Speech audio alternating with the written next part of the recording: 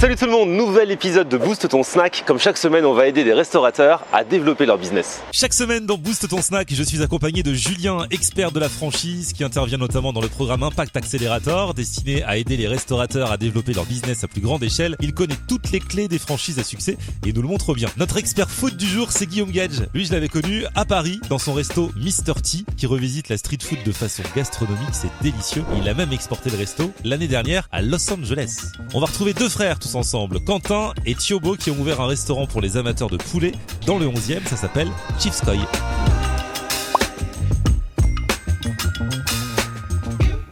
Venez, on va faire la connaissance des frangins, parce que c'est deux frères à Chivskoy. Salut les gars. Salut, bienvenue. Merci beaucoup, salut. Alors les gars, donc vos prénoms? Moi c'est Quentin. Moi c'est Thiago. Chivskoy, c'est quoi? On mange quoi chez vous? Alors Chivskoy en fait c'est un restaurant spécialisé dans le poulet rôti et le poulet frit. La particularité c'est que toute notre viande elle est marinée avec des épices un petit peu asiatiques, européennes, la fusion des deux. D'accord. Et en fait toutes les pièces de poulet en fait on a deux options. On a la version pimentée ou on a la version soft. Mais dans les deux cas il y aura du goût. Donc la force de votre poulet, vous, c'est vraiment la marinade. En fait toutes les recettes elles viennent du papa. Le papa qui est rôtisseur sur les marchés parisiens depuis plus de 30 ans. Voilà. Et donc du coup, notre double culture française et asiatique, on a décidé de faire une cuisine fusion. Ah, c'est quoi vos origines? On est chinois-cambodgien, on est des Tétiou. Ouais. D'accord. Donc vous avez baigné dans le poulet depuis votre plus tendre enfance? Et vous n'avez pas eu envie d'en sortir? Non, là on a voulu continuer, développer ce que faisait notre père, faire découvrir le plus de monde possible, quoi. Et entre les deux, parce que vous n'avez pas directement fait de la restauration, vous avez eu un autre parcours? Moi j'étais dans le monde de l'informatique. Mon frère lui c'était dans le sport. Après on s'est réunis vers le premier confinement. On a commencé à monter le projet ensemble. Et donc votre poulet est validé par le papa?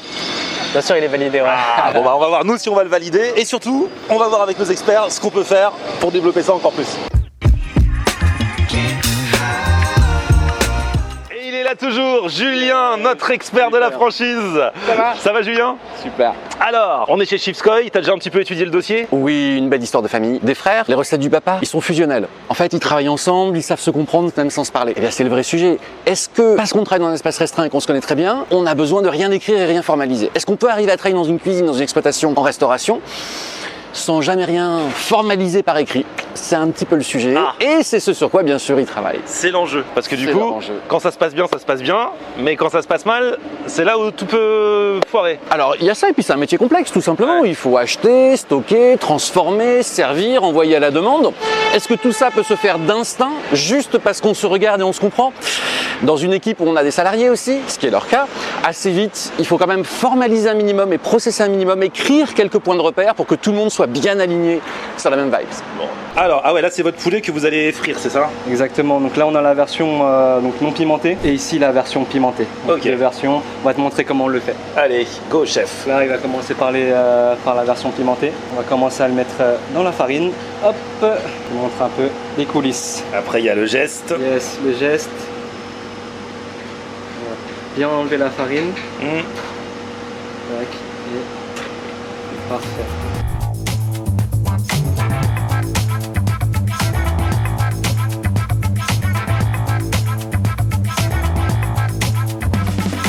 Ah là là. Et là les gars.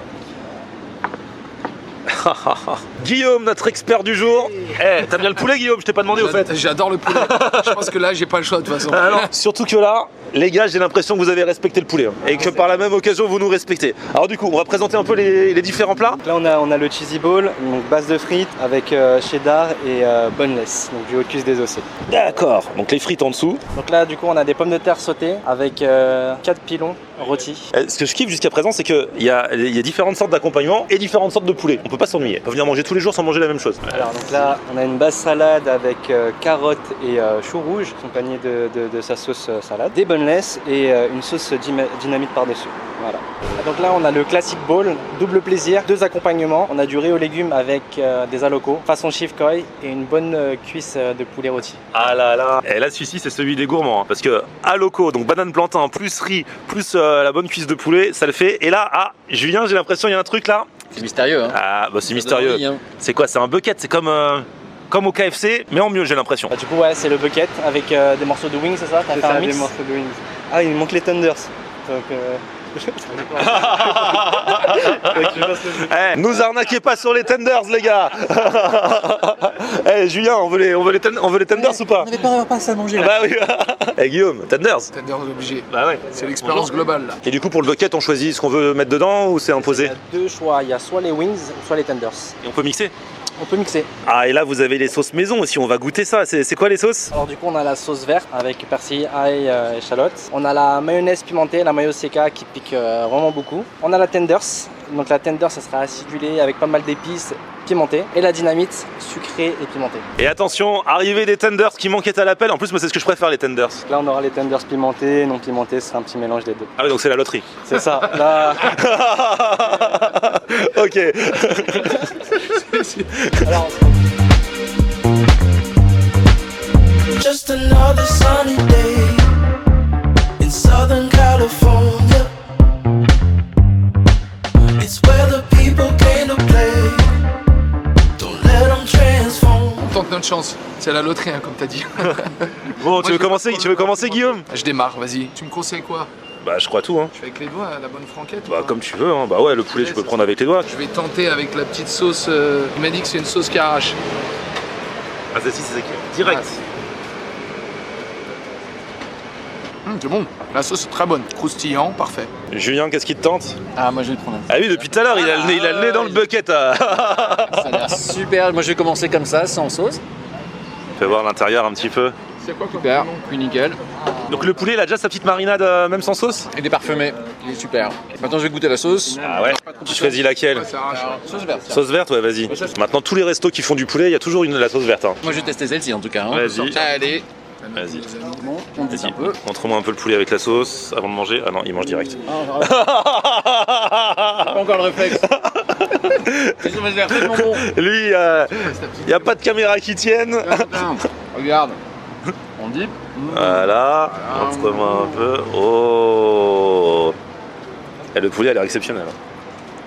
c'est la sauce dynamite. C'est quoi la sauce dynamite? Sauce dynamite, ça va être la sauce sucrée, un petit peu pimentée. Donc au début, elle va être sucrée et après, hop, elle va piquer un petit peu. Ah c'est ouais pour ça qu'on l'appelle dynamite. Sauce dynamite, donc petit hommage aux crevettes dynamite. C'est ça? Mais il m'a dit que ça n'a rien à voir la sauce avec celle C'est pas la même sauce que les crevettes dynamite. Bon. Mais c'est dynamite quand même. Ouais. Ouais, c'est différent. C'est un peu poivré, non? Un petit peu, et après ça remonte. Ça pique? C'est vrai? Non. Il lui en faut plus. Non, ça va, franchement, ça va. Il est où le plat avec locaux, tout ça là? Parce que moi, c'est vrai que quand je mange mon poulet, j'aime bien qu'il y ait banane, plantain et riz. Donc là, au moins, ils ont pensé aux gens comme moi. Et moi, je passe aux choses sérieuses, les gars. Ah ouais. Et il est trop bon. Le poulet sans rien, sans sauce et tout. Ah, c'est divin. Il pique un peu celui-là. Hein. Pique un petit peu. Ah, il pique un petit peu. Et ça, c'est la marinade secrète. Franchement, ça tue. Bonjour. Merci beaucoup. Avec un peu d'aloco, c'est pas compliqué. Le petit riz aux légumes. Ah, les accompagnements sont super bons. Et ça, moi, je suis trop heureux. Mais la marinade, il est content. Regarde. Ah, mais c'est vraiment super, super bon. Je suis content, hein. Ah ouais. Depuis le temps que tu viennes. Encore, hop, Poulet frit frites. Bon, super.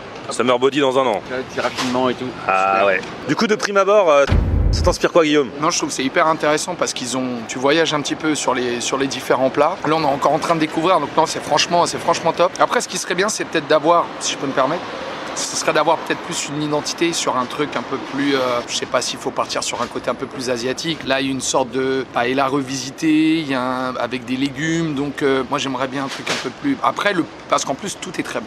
Le poulet est bien cuit, que ce soit rôti ou croustillant. Les sauces sont bonnes. Franchement, c'est des sauces maison, c'est nickel. Les sauces pimentées, c'est bien assaisonné. Après, ouais, je pense qu'il faudrait trouver un peu la direction. Du coup, vous trouvez que, c'est moi ce que je kiffe par exemple, là c'est le côté, bah voilà, on peut voyager à travers le poulet. Merci, t'es un vrai ami. Le faux ami, il te laisse avec le truc autour de la bouche. Parce que du coup, moi ce que je dis par exemple, moi ce que je kiffe, c'est qu'on peut voyager à travers le poulet. Vous trouvez qu'en fait on peut perdre un petit peu les gens ou... Ah, moi, les déclinaisons piquantes, ça me va parfaitement. Différents types de piquants, différentes profondeurs, je connais pas les termes exacts, hein, mais en tout cas, le fait de voyager justement dans ces différents piquants, je trouve ça super, avec une base unique, le poulet. Et au niveau du marketing, on perd pas les gens. Ah, mais non, mais le marketing, c'est eux, ils sont super sympas, ces deux frères. C'est ça. Ça va, l'histoire elle est là, c'est les recettes du papa. Niveau marketing, je pense que tout va bien. Et gustativement, moi je me régale. Hein. Sincèrement, moi, niveau. Quand t'as le truc un peu street food, c'est vrai que moi je suis d'accord aussi, moi j'adore voyager, c'est la base, c'est ce que j'ai créé avec le Mr. T, mais c'est vraiment où chaque plat tu voyages sur un truc différent. Là on voyage autour du poulet, ce qui est bien. Après voilà, c'est mon petit ressenti, peut-être avec aussi, je dirais, peut-être une signature. Moi ce qui m'intéresserait aussi, c'est que tout est bon, mais ça serait bien qu'il y ait un plat où les gens se déplacent vraiment pour ça. Là le poulet rôti avec les pommes de terre, tout est bien, il faudrait qu'il y en ait un qui marque les esprits. Qui sortent un peu du lot. Qui sortent du lot, et voilà, on vient pour ce plat-là.